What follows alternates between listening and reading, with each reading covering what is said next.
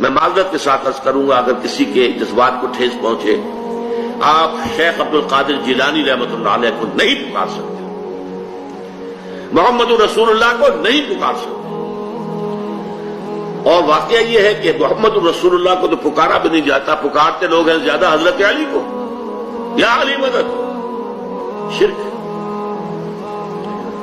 دیکھیے سب سے بات نقطے کی بتا دوں آپ کو، فرشتے کو تو ہم مانتے ہیں نا، حضرت شیخ عبد القادر جیلانی رحمۃ اللہ علیہ کی روح ہے یا نہیں ہے، سنتی ہے نہیں ہے، حاضر ہے کہ نہیں ہے، ناظر ہے کہ نہیں ہے، 100 اختلاف ہو جائیں گے، اختلافات کی تو گنجائش ہے نا۔ فرشتہ ہے یا نہیں ہے؟ وہ تو فرشتہ تو ہے، آپ کے دونوں کندھوں پہ بیٹھا ہوا ہے، کرامن کاتبین ہے کہ نہیں ہے؟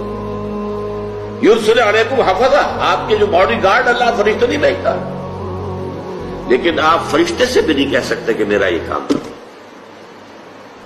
فرشتے کے وجود پہ تو کوئی شک نہیں ہے، یا جبرائیل میرا یہ کام کرو، قطعاً نہیں، غلط، شرک۔